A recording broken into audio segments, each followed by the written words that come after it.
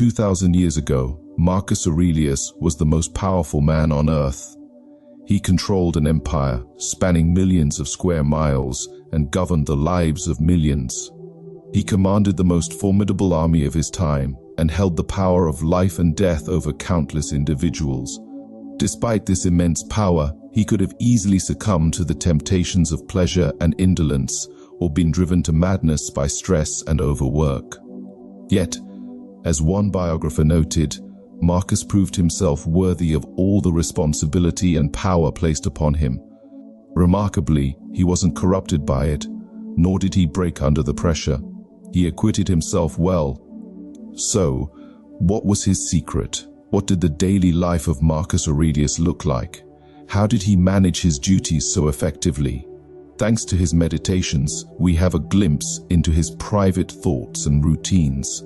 That's what I want to explore today, the daily routine of Marcus Aurelius, the philosopher king. Hello everyone, welcome to Stoics Every Day. If you are new here, please consider subscribing to my channel and hit the bell icon to get notifications of new videos every week. Now, let's get started. Like everyone, Marcus's day began in the morning. We know he woke up early because he often wrote about his struggle with this habit in meditations. Though he wasn't naturally a morning person, he became one by habit. At dawn, when tempted to stay in bed, he would remind himself, I have to go to work as a human being. Is this what I was created for, to huddle under the blankets and stay warm? It's nice here, but was I made to feel nice? With this mindset, Marcus attacked the dawn, making a conscious choice to start his day with purpose. We can imagine that he spent his early mornings on meditative work, studying philosophy, writing and journaling, before being besieged by inquiries, requests and bad news. He carved out this time for stillness and reflection, unlike many of us who dive straight into our phones and to-do lists the moment we wake up.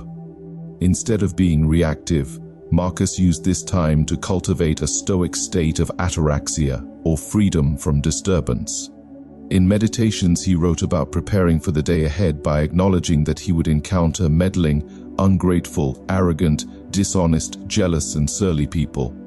This wasn't a negative outlook, but a realistic anticipation, allowing him to remain patient and understanding. Seneca, another Stoic philosopher, noted that the unexpected blow lands heaviest, so Marcus's preparation helped him manage his expectations and reactions.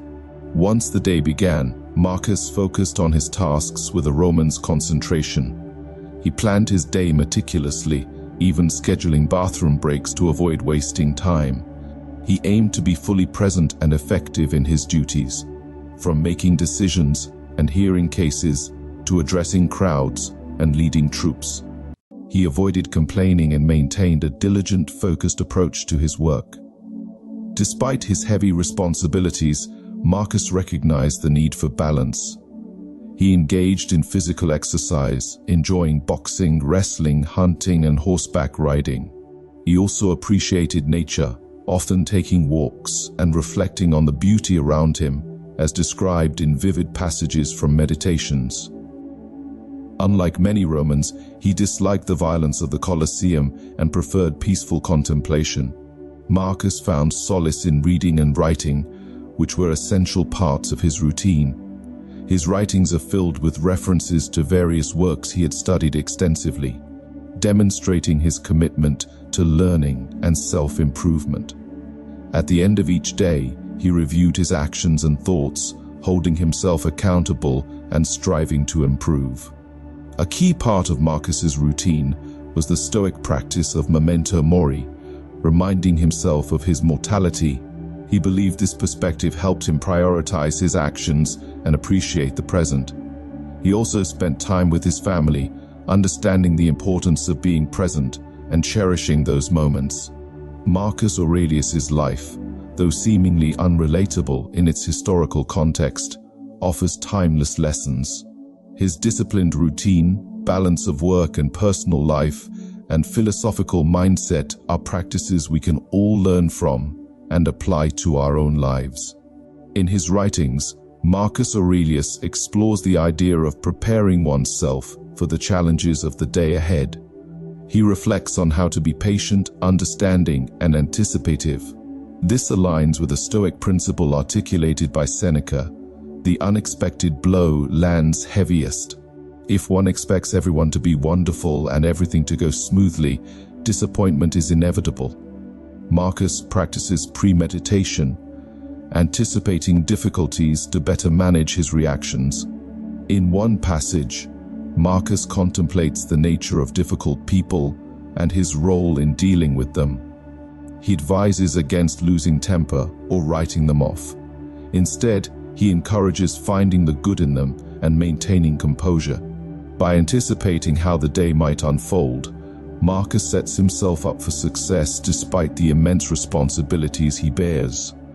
In his meditations, Marcus often reminds himself to concentrate on his tasks with the dedication of a Roman. He cites the example of his predecessor and beloved stepfather, Antoninus, who meticulously planned his day, even scheduling bathroom breaks to avoid wasting time. Marcus emphasizes the importance of being fully present at work and not complaining about duties. He writes, "Never be overheard complaining at court, not even to yourself." For Marcus, daily tasks included making decisions, hearing cases, addressing crowds, traveling, and even leading troops into battle. Throughout these activities, he maintained focus. He advises, "Get used to winnowing your thoughts," meaning one should be able to articulate their thoughts clearly if asked. This echoes modern concepts of deep work, as championed by Cal Newport, emphasizing the ability to concentrate fully on the task at hand without distractions. Marcus Aurelius's work style and philosophical beliefs are evident in his daily routine. He likely had a schedule filled with meetings with advisors, ministers, and ambassadors. Despite this, he maintained a disciplined approach, focusing on his immediate responsibilities and not allowing his mind to wander. This disciplined, intentional approach is a key aspect of how Marcus managed his duties and responsibilities effectively. Unlike many Romans of his time, Marcus did not enjoy the carnage of the Colosseum. He disliked the violence and pointlessness of the games. Even when required to attend, he often found himself mentally detached, preferring to engage in philosophical work or read papers. This need for peace was a significant aspect of his character. Marcus Aurelius's ability to balance his duties with personal interests and his philosophical mindset allowed him to manage his immense responsibilities effectively. By anticipating challenges, maintaining focus, and seeking moments of tranquility, he embodied the principles of Stoicism in his daily life. He navigated challenging situations and faced bad news with the aim of viewing them as opportunities to practice virtue. For instance, when betrayed by his most trusted general, Aedius Cassius, Marcus did not respond immediately. Instead, he stepped back to think things through, avoiding emotional reactions or letting personal feelings cloud his judgment. He saw this betrayal as a chance to demonstrate to the Romans and future generations how a nation can handle internal conflict. He strived to embody what he discusses in his meditations, stating that the best revenge is not to respond negatively. He aimed to remain composed, not be broken by betrayal, and use it as a learning opportunity. For Marcus, every experience, whether big or small, was a chance to respond with integrity and decency. Additionally, Marcus Aurelius was not solely focused on political matters. When not engaging in his hobbies or maintaining physical fitness, he dedicated time to reading and writing, which he considered vital to his duties. He frequently corresponded with his mentor Cornelius Fronto, writing thoughtful letters throughout his reign. He also engaged in philosophical discussions with his teacher, Rusticus. Throughout his life, Marcus read extensively, and his writings reflect his deep understanding of various philosophers. He frequently referenced works from memory, demonstrating his comprehensive grasp of their ideas. He approached reading with diligence and focus, taking notes and seeking to understand rather than reading casually for entertainment or status. This reading routine likely formed part of his evening practices, similar to how Seneca described his own ritual of self-reflection at the end of the day. In this way, Marcus Aurelius's meditations served as a form of self-examination and a record of his efforts to improve himself.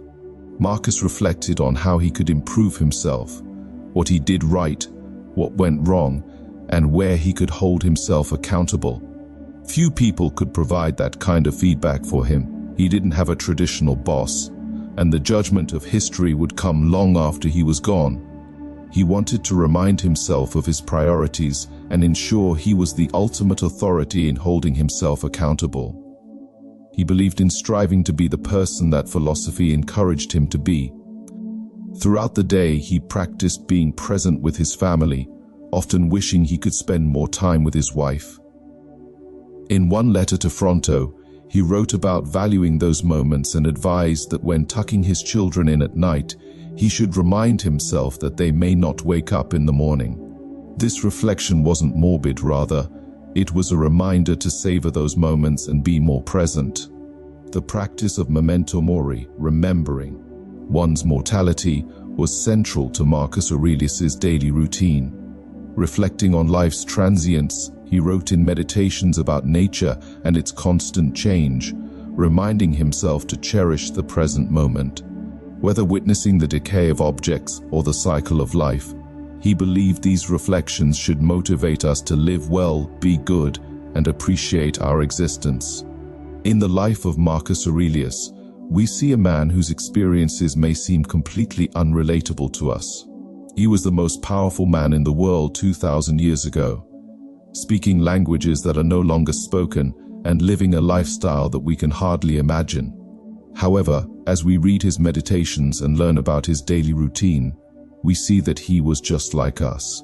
Though the past feels distant and foreign, human beings share essential similarities.